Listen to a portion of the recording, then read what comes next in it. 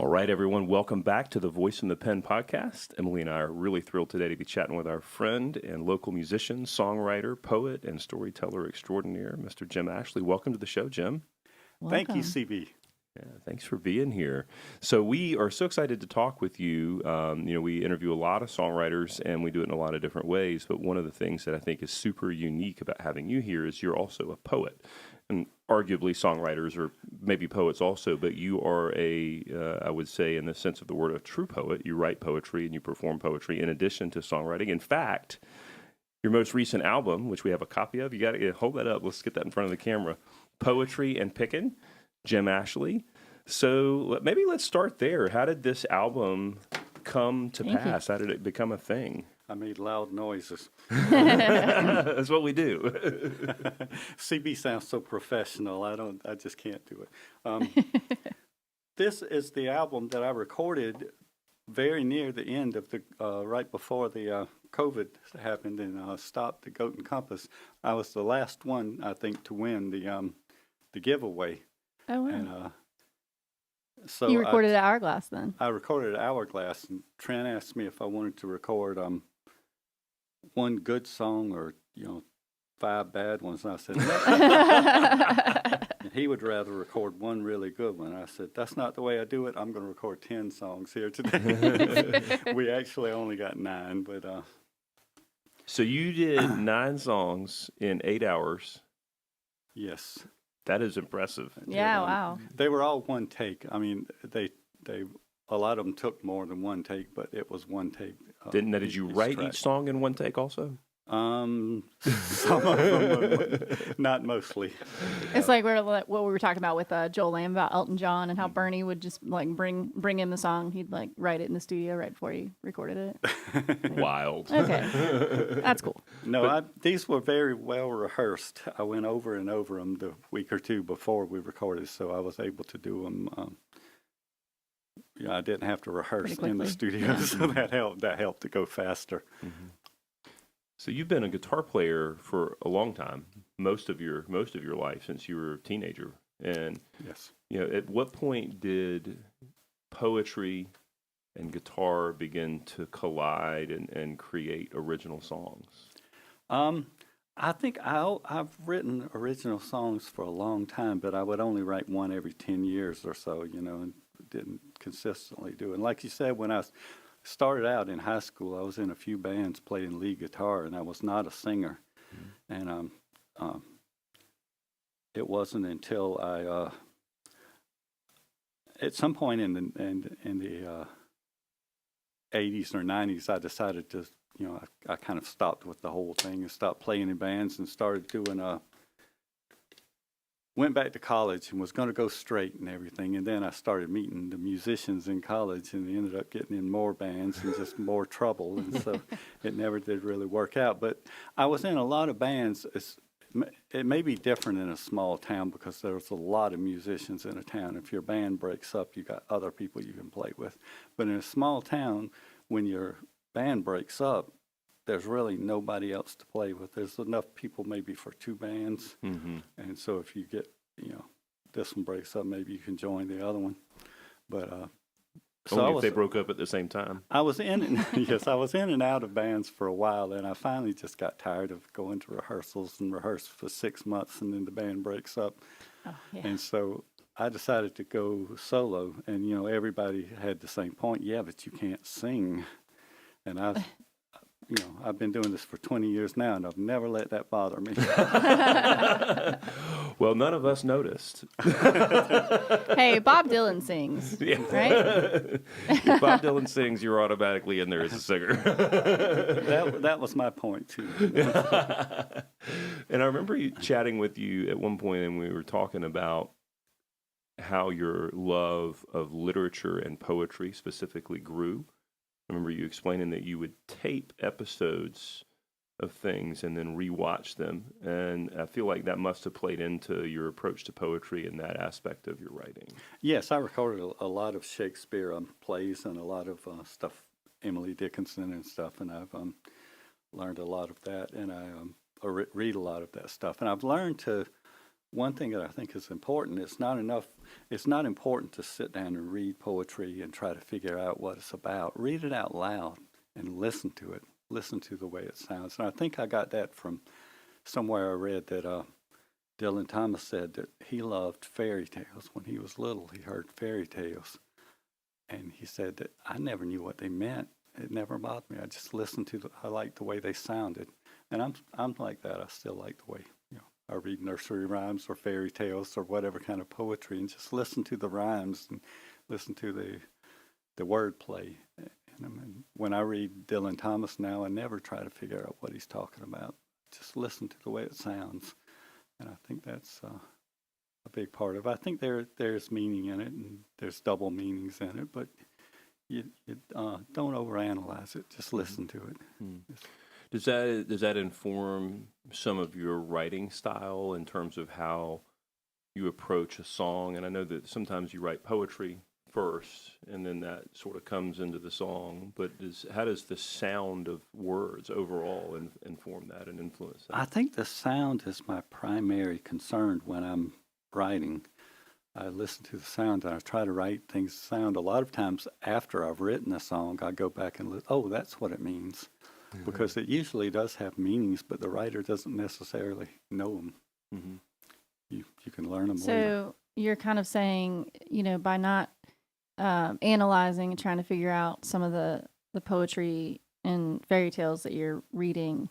So when you write, does that mean sometimes you'll just come up with a random line and just like not try to interpret it for yourself or like figure out what that song is going to be about yet? You just like kind of write what comes to you?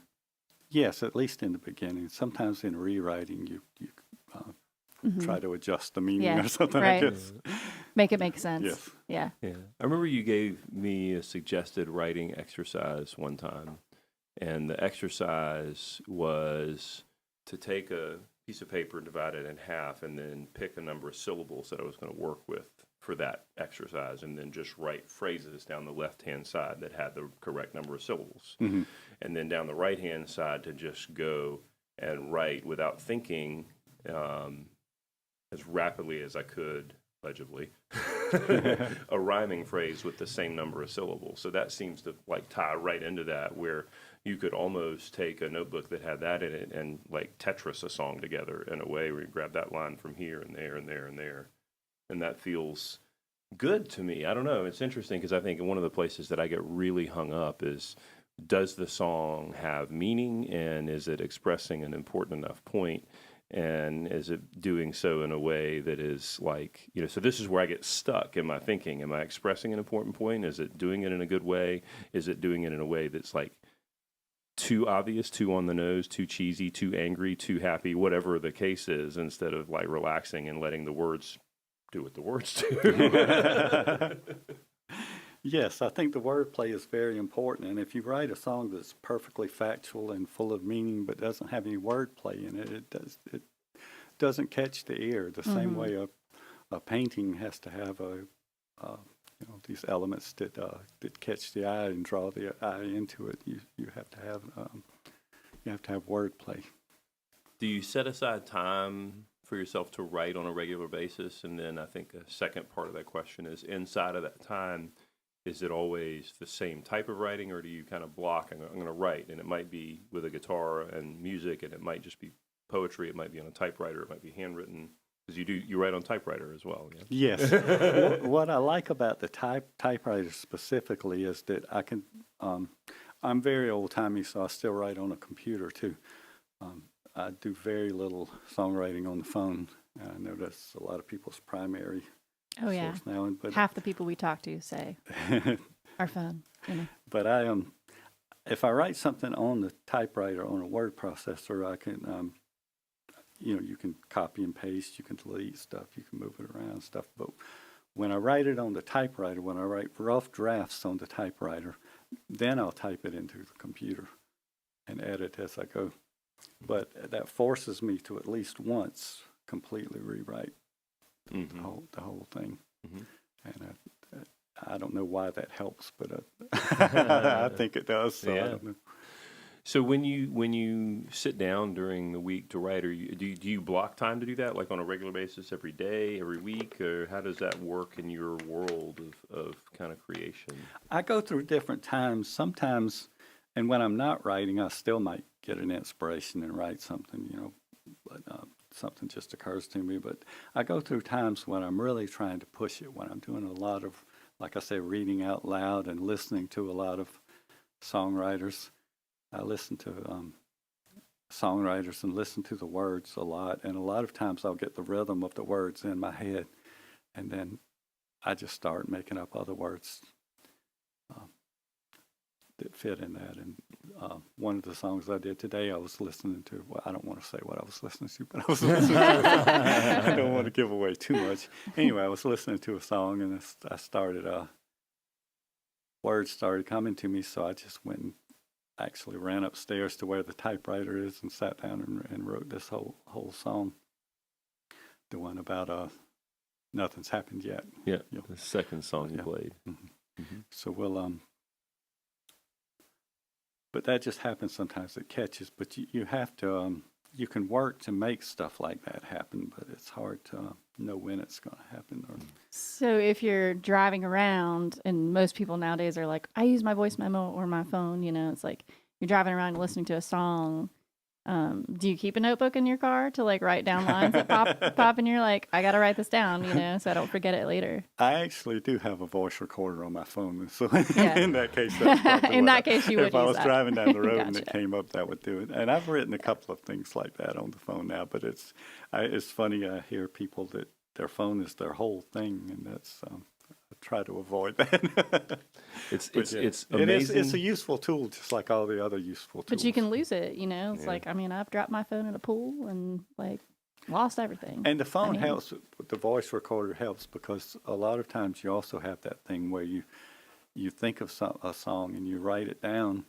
And you think, oh, this is good. You write it down. And you come back to it the next day and was like, how did that go? Yes. Oh, yeah. Yes. So, My challenge is I have a bunch of voice recordings that I don't devote enough time to going back through and extracting and kind of distilling the parts, And then inevitably when I do make the time to go back through, I'm like, I got this song I was working on. I played it for y'all the other day. It's the waiting song. Waiting, yeah. And I thought I had a really nifty way to kind of sew up the third verse and do a little something and get out of the song and have it done because it's about long enough, And I went back and listened to the voice recording. I was like, nope, didn't get it. I knew I sang it once perfectly with the right words and everything, and now I can't find it. I have I don't have this problem as much as I used to, but one of my problems I used to have with songwriting is I would write a verse, a chorus, verse, chorus, repeat the chorus. Mm-hmm. Okay, how long is that?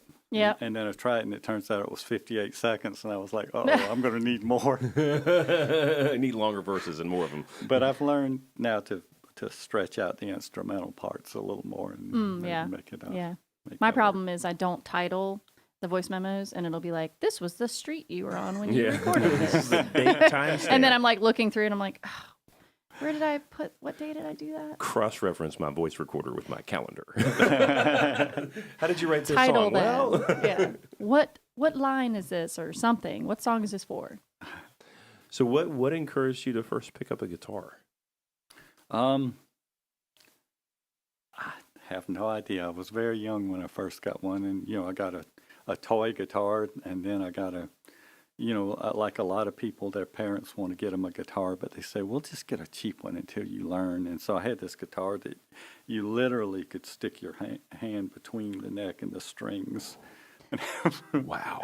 And actually the neck would shift around if you moved it. And Oh my gosh. So it's like a surprise, collapsible resonator. surprise, I never learned how to play that thing. But I don't know. I guess those were always my heroes. When I was little, I saw Johnny Cash on TV, and he had his guitar slung across his back, and he could bring it up. And then when I was a teenager, I was into a lot of the rock players, and they were always my heroes. It's a shame that I didn't have heroes that were in some lucrative profession. I'm a lot more successful. But. Maybe it's better for all of us that you didn't, because we get to hear your words. Yeah, Thank you. that's important. It's very, It's very important to have creativity in the world. And it's it's probably cliche, but it doesn't matter how good you write. Your latest song is just, this is the best thing I've ever written. Then when you go to do it again, you still have a blank page, and you still have to start over. You can't write the same song again. Would you have a line about a blank page in one of your songs? I might. That's a lot of songs, though. Jim has a lot of. You have a pretty large catalog. You got 3 albums out. I have 2 albums and a few singles. And so, Out on a Limb, Poetry and Pickin. You can find them all on Spotify or wherever you get your music. Yes. All your streaming platforms, Jim is present on all of them. Remember, Poetry and Pickin. Poetry and Pickin. Yeah. And so now as so you feel to me like you write and you play because, I mean, it is just deeply woven into the fabric of who you are. And you create this music on a regular basis. And then what are your best outlets for it? What are the things that bring you the most satisfaction when you get to perform? What type of room are you looking for? I prefer listening rooms, and they're very rare here because I can play better when I can hear myself, and I'm easily distracted when I can hear people talking because I start getting interested in what they're saying. That's right. You mentioned that the last time.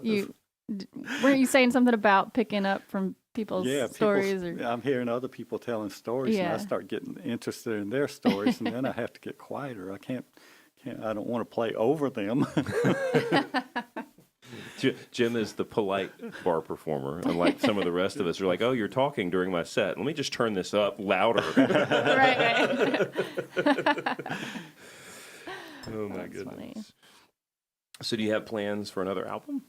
Yes, I have enough songs for at least another album. I have plans to go into Hourglass sometime, although it's not booked yet, but I'm planning on doing that sometime this year. I'm surprised we're already well into the year and I haven't done it. But same. Yeah, I'm surprised with where this year went also. I'm still trying to figure it out myself. So I'll keep in touch and let you know when I have something. You've got out. more music ready? Well, we can't wait to hear it. I love everything I've ever heard you do. And Jim is you're one of the first performers and first songwriters that I met in Wilmington when I started getting involved with the music community. And then we got to find out that we're basically from the same place-ish in South Carolina. So that's been a lovely experience. And we're really grateful for you sharing your music with us here on The Voice and the Pen, and then also coming and sharing your thoughts on songwriting and how you approach this here on the podcast. Yeah. Look forward to seeing you again really soon. Thank you for being here today. Well, Is there anything else we should chat about? Like what other surprises are up Jim's sleeve? I just wanted to thank TK too. He's been over there, and we just haven't really acknowledged him being here. So. Yeah, Mystery TK, in a non-creepy way, always lurking in the shadows. He's always here. Always here. You just don't see him most And of the thank time. you, Emily. It's been a pleasure talking to all of you, and hope to do it again, and hope to Always be on great. The Voice and the Pen again soon. You will be. We will be. We'd love to have you back anytime. Absolutely. All right. Thank you so much. Yeah, thank you.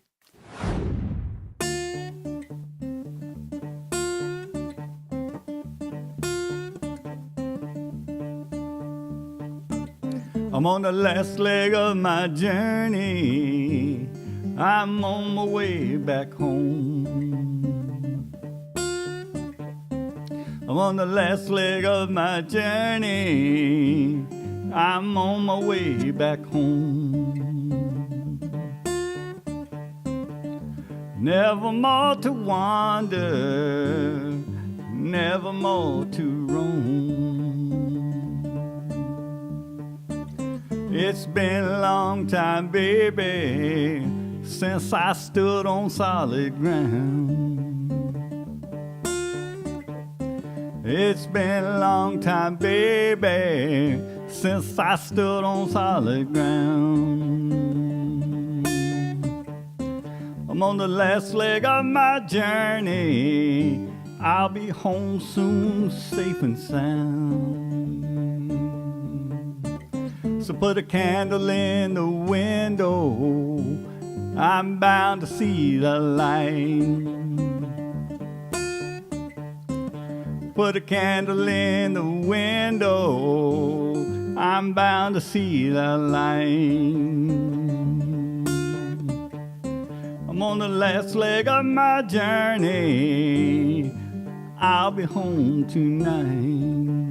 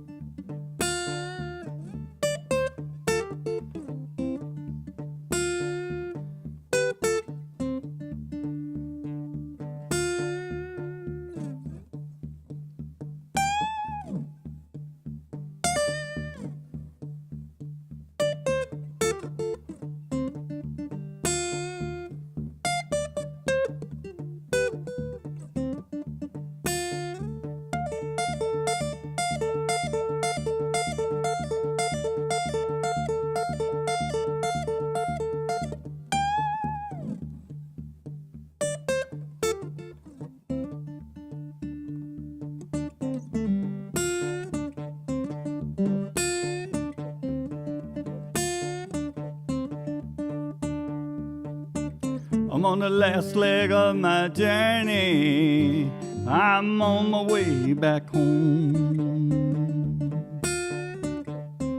I'm on the last leg of my journey, I'm on my way back home. Never more to wander, never more to roam.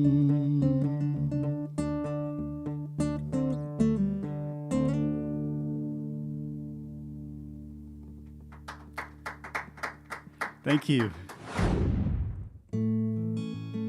Okay, I think I'm ready.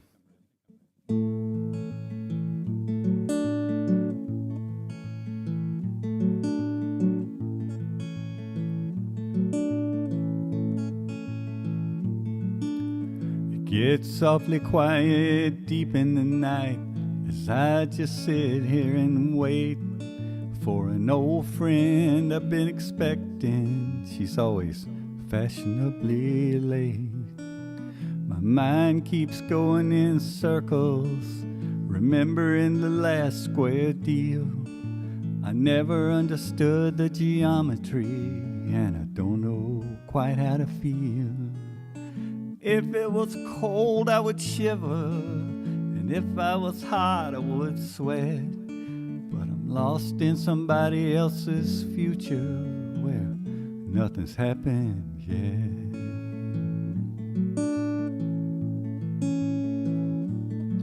And so I lay down and stare at the ceiling for a while, and then I stand up and look at the walls. But I've got this sinking feeling like I'm heading for a fall. We can do it again. Okay. I was just thinking about how I never forget the words to this.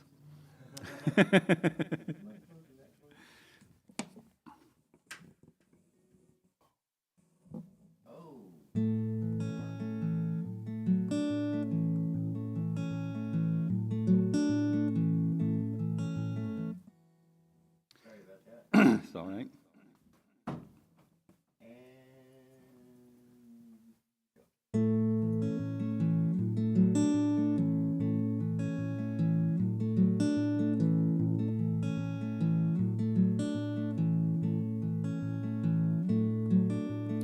It's awfully quiet deep in the night as I just sit here and wait for an old friend I've been expecting. She's always fashionably late. My mind keeps going in circles, remembering the last square deal. I never understood the geometry, and I don't know quite how to feel. If it was cold, I would shiver, and if I was hot, I would sweat. But I'm lost in somebody else's future where nothing's happened yet.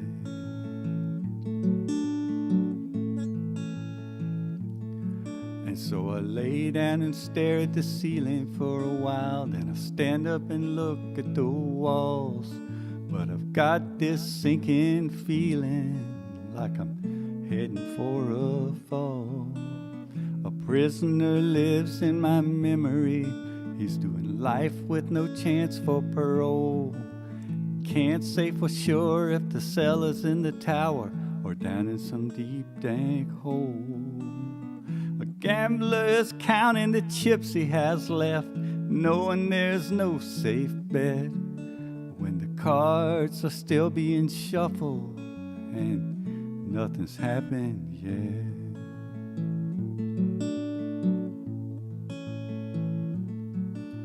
I know that a candle is burning somewhere, but I can't seem to see any light. And knowing what I know now that nothing is left still don't make it right. I'm living in the latitude and longitude, and I'm reading in between the lines. But I know what I know of the outside world from peeking out through the blinds. I have no powers of deduction, so what you see is all that I get. And I'm always ready for anything at all, but nothing's happened yet. And I'm always ready for anything at all, but nothing's happened yet. Thank you.